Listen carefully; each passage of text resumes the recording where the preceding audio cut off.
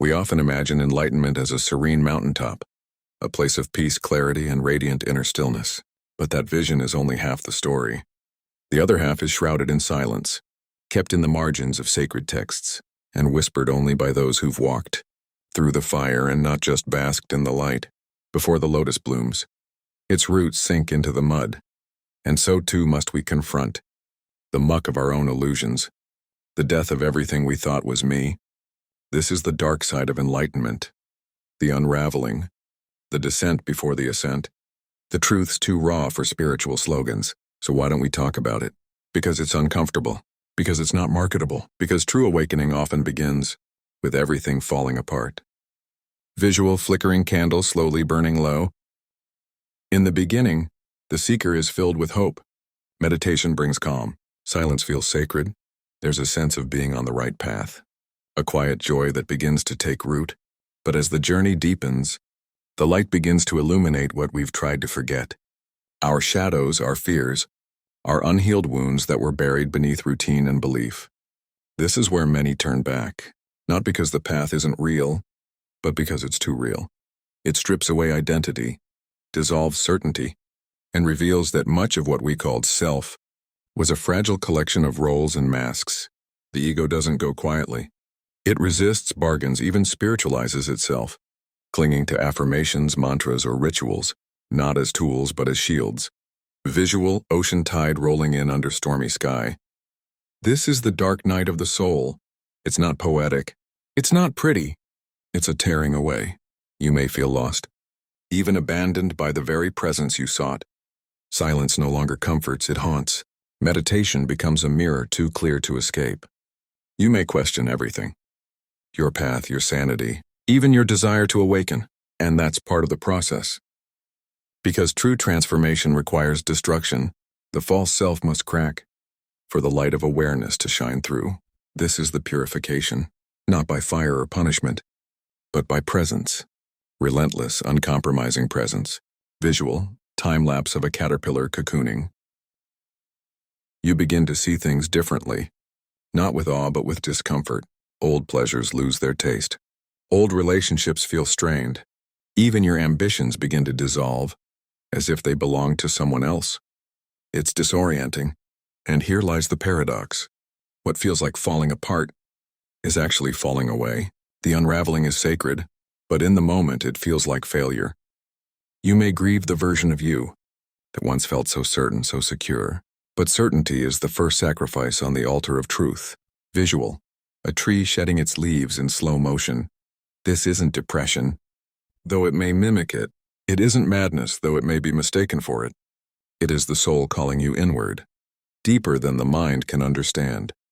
You begin to notice the stories your mind tells about who you are, what life is, what is good, what is bad, and one by one those stories lose their grip. You become quieter, not because you have nothing to say, but because words begin to feel too small. You start to understand why the mystics spoke in paradoxes, why silence was their deepest sermon. Visual, old journal pages turning in the wind. Eventually a strange kind of peace begins to emerge. Not the peace you imagined, not soft clouds and golden light, but a quiet steadiness that comes from no longer needing to pretend. You realize you don't have to fix everything. You don't have to be someone. You can simply be. And yet this being feels like nothing the ego can grasp. It's empty yet full, still yet alive. You aren't ascending above life. You're descending into its depths. The sacred is no longer above you. It's within you, and it has always been. Visual candle extinguishing followed by sunrise over desert. Now the world looks different. Not because the world changed, but because you did. The people you once judged, you now see with compassion. The things you once craved, you no longer need, and yet the world doesn't celebrate your transformation. It misunderstands it. It may even resist you, because when you no longer play the game, you become a mirror, and not everyone is ready to see themselves reflected. This too is part of the dark side. The loneliness, the loss of belonging in the places you once called home. Visual, a figure walking alone through a misty forest path. But solitude is not emptiness. It becomes a sanctuary, a place where you meet yourself without noise, without performance. You begin to notice the subtle, sacred rhythm behind all things, in the rustle of trees, in the breath between thoughts, in the space where you used to run from yourself. And here's the quiet truth. Enlightenment doesn't make you superhuman. It makes you more human, more open, more tender, more aware of suffering, yours and others. You no longer seek to escape the world. You seek to serve it. But not from ego, from stillness, visual monk sweeping temple steps at dawn. This is where the journey comes full circle. You left the world in search of something beyond it, only to return with the eyes to see its sacredness. The dark side of enlightenment was never the enemy. It was the threshold, the gatekeeper, the test of whether you truly wanted truth, or just comfort dressed in spiritual language. Those who walk this path don't glow. They glow inwardly, not with certainty, but with humility. Not with power, but with presence. And in that quiet presence, a new kind of light begins to shine, visual. Open hands resting in meditation, light filtering through trees.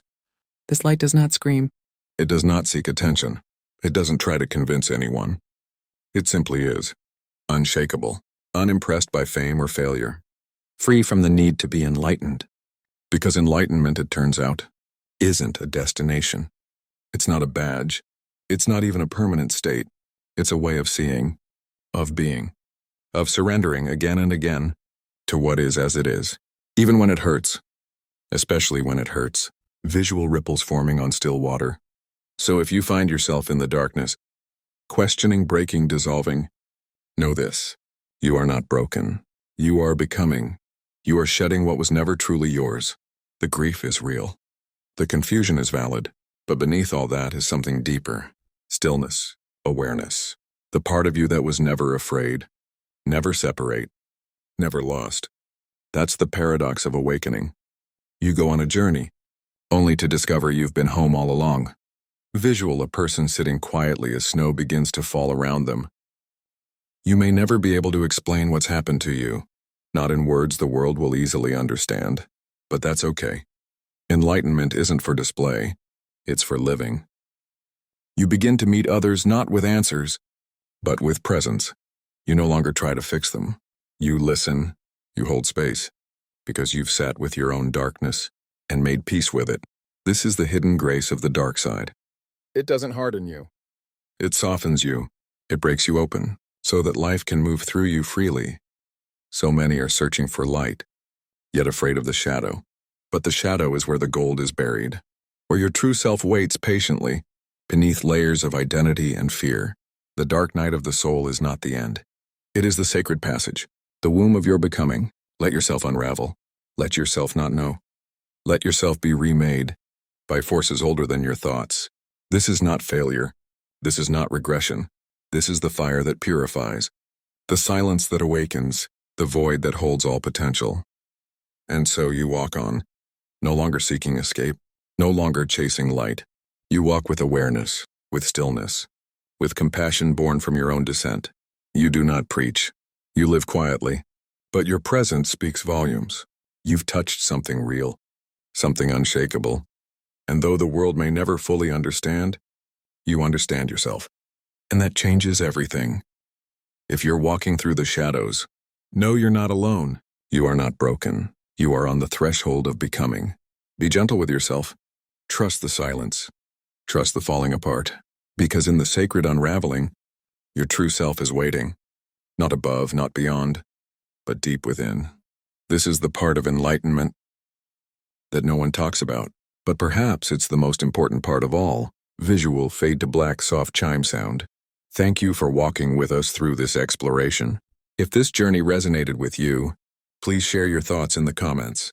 Like, subscribe, and most importantly, stay present. There is no final arrival, only deeper layers of awakening, one breath at a time.